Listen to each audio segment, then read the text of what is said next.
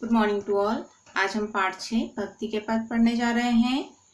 भक्ति के पद में विभिन्न कवियों ने अपने जो आराध्य देव है उनके प्रति भक्ति भावना व्यक्त की है, जिसमें से पहले आती है मीराबाई।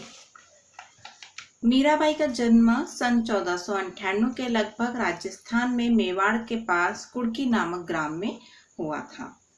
उदयपुर के राणा सांगा के पुत्र भोजराज के साथ इनका विवाह हुआ था। विवाह के कुछ समय बाद ही इनके पति का देहांत हो गया। पति की मृत्यु के बाद उन्हें पति के साथ सती करने का प्रयास किया गया। हम जानते हैं पहले सती प्रथा थी हमारे समाज में। सती प्रथा वो प्रथा होती है जिसमें अगर पति की मृत्यु हो जाती है तो जो उनकी पत्नी होती है उसके साथ ही उस चिता पर उनको भी क्या होना पड़ता था, जिंदा जलना होता था। तो मीराबाई ने सती होने से क्या कर दिया, मना कर दिया था। किंतु मीरा इसके लिए तैयार नहीं थी। मीरा के पति का अंतिम संस्कार मीरा की अनुपस्थिति में हुआ। पति की मृत्यु पर भी मीरा ने अपना श्रृंगार नहीं उतारा, क्योंकि वह श्री कृष्ण को अपना पति मानती थी। मीराबाई ने कभी भी अपने पति को पति नहीं माना, वो सिर्फ श्री कृष्ण की ही भक्ति करती थी और उन्हें ही अपना पति मानती थी। इसीलिए उनके पति की मृत्यु के उपरांत भी उन्होंने अपना श्रृंगार नहीं उतारा था। वह साधु संतों की संगति में रहने लगी। वह हरि कीर्तन करते हुए अपना समय व्यतीत करने लगी। मंदिरों में जाकर वहां मौजूद कृष्ण भक्तों के सामने कृष्ण मूर्ति के आगे नृत्य करती तथा भक्ति भावना से भरे गीत गाती। राज परिवार को यह सब अच्छा नहीं लगता। इसी कारण जो उन्हें कई बार क्या कि मीराबाई को विष देकर मारने की कोशिश की। घर वालों से परेशान होकर मीराबाई द्वारका और वृंदावन गई। वहां वह जहां जाती उन्हें सम्मान मिलता। लोग देवी के जैसा प्यार और सम्मान उन्हें देते। मीराबाई की मौत एक रहस्य ही है, क्योंकि इतिहास में इनकी मृत्यु का कोई पुख्ता प्रमाण नहीं मिलता। अब हम मीराबाई का एक पद पढ़ेंगे। मीरा मगन भई हरि के गुण गाय, सांप पिटारा राण्या भेजा, मीरा हाथ दियो जाए। उपरिक्त पंक्ति में मीराबाई कहती है कि मीरा मगन भई, अर्थात मीरा क्या हो गई, मग्न हो गई। मीरा कृष्ण भक्त थी, वह कृष्ण भक्ति में मगन थी। मगन मतलब लीन होना, अतः उनकी भक्ति में वह क्या हो चुकी थी, लीन हो चुकी थी। सांप पिटारा राणा भेजा, मीरा हाथ दियो जाए। अभी हमने जब जीवन परिचय पढ़ा था तो हमने बताया था कि उसमें मीरा को क्या किया, कई बार मार डालने की कोशिश की गई, जिसमें उसे विष भी दिया गया और क्या क्या किया गया उन्हें मारने के पीछे। तो इस जो पद है उसमें दिया गया है। तो जो राणा सांगा है वो उन्होंने क्या किया, सांप पिटारा राणा भेजा, मीरा हाथ दियो जाए। नहाए धोए जब देखण लागी, सालीग्राम गई पाए। जब राणा मतलब उनके पति के जो पिताजी थे, उन्होंने उनके मारने हेतु सांप का एक पिटारा भेजा। पिटारा मतलब जिसमें सांप को रखा जाता है ना। और जब मीराबाई अपने डेली के कार्य से निवृत्त हुई, स्नान ध्यान करके उस सांप पिटारे को खोलने जाती है तो क्या पाती है, उसमें वह सालीग्राम के दर्शन पाती है। सालीग्राम क्या होता है, कृष्ण का ही एक रूप होता है। पूरे काले पत्थर की मूर्ति होती है और वह उसे भी क्या होता है, पूजा जाता है। तो सांप भी कैसा होता है, काला होता है, जहरीला सांप। तो वो सांप क्या हो गया था, सालीग्राम बन गया था और मीरा जी को उसमें श्री कृष्ण के ही दर्शन हुए थे। इस प्रकार राणा सांगा की जो यह योजना थी मीराबाई को मारने की, वो क्या हो गई, असफल हो गई, क्योंकि श्री कृष्ण जी ने उनका यहाँ पर भी उनका साथ दिया और उन्हें इस विपत्ति से बचाया। दूसरा है, जहर का प्याला राणा भेजा, अमृत दीन बदनाए, नहाए जो जब पीवन लागी, हो अमर अचाए। फिर राणा सांगा ने उसे मारने के लिए दूसरा उपाय ढूंढा। क्या उपाय ढूंढता, अब वह जहर का एक प्याला भेजता है, जिसको खुशी खुशी मीरा क्या कर लेती, पी लेती। जहर का एक प्याला क्या करके बेचता है, उसको अमृत का प्याला कह करके बेचता है। मीराबाई अपने प्रभु का ध्यान करती है और उसे क्या करती है, खुशी खुशी पी लेती है।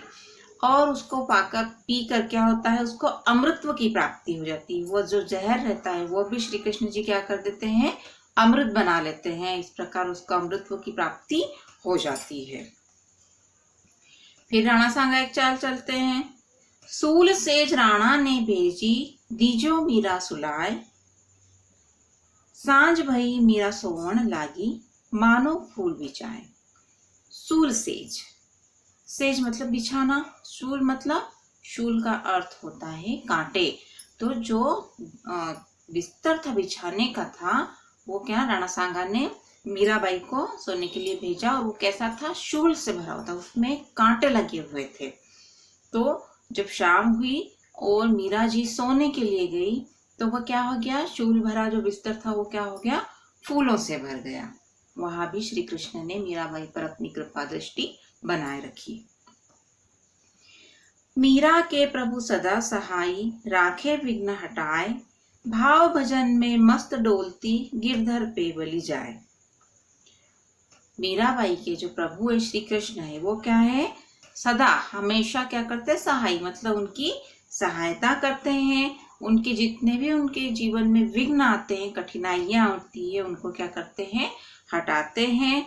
और मीराबाई इसी अपने भाव भजन में क्या रहती है, मस्त रहती है और अपने गिरधर के गुण गाती जाती है और उस पर न्यौछावर होती है। बलि जाए मतलब न्यौछावर होना। ठीक है, तो ये पद आपको समझ में आ गया। अगला पद होता है गुरु नानक देव जी का। पद को शुरुआत करने से पहले हम थोड़ा सा गुरु नानक देव जी के बारे में जान लें। गुरु नानक देव जी का जन्म 15 अप्रैल 1469 को माना जाता है। रावी नदी के किनारे स्थित तलवंडी नामक गांव में कार्तिक पूर्णिमा को एक खत्री कुल में इनका जन्म हुआ था। इनके पिता का नाम मेहता कालूचंद था तथा माता का नाम तृप्ता देवी था। तलवंडी का नाम आगे चलकर नानक के नाम पर ननकाना पड़ गया। बचपन से इनमें प्रखर बुद्धि के लक्षण दिखाई देने लगे थे।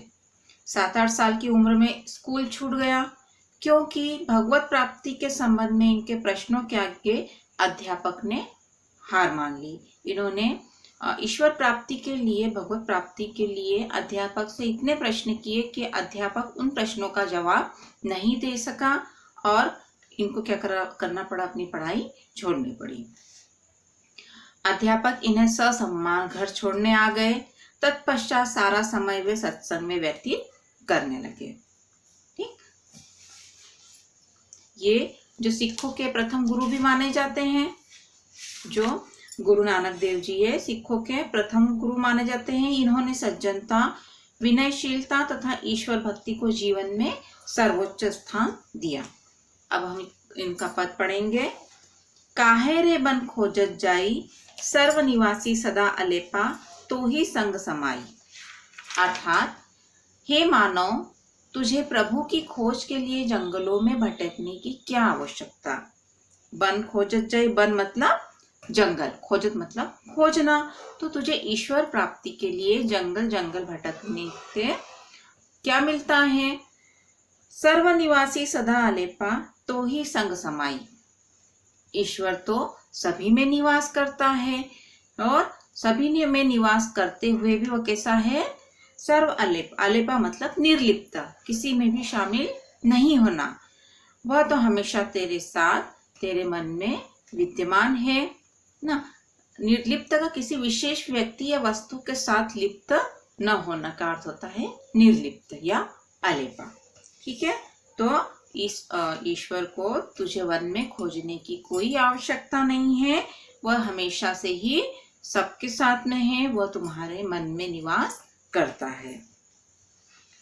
पुष्प मध्य जो बास बसत है, मुकुर माही जस छाई, तैसे ही हरि बसे निरंतर, घट ही खोजो भाई।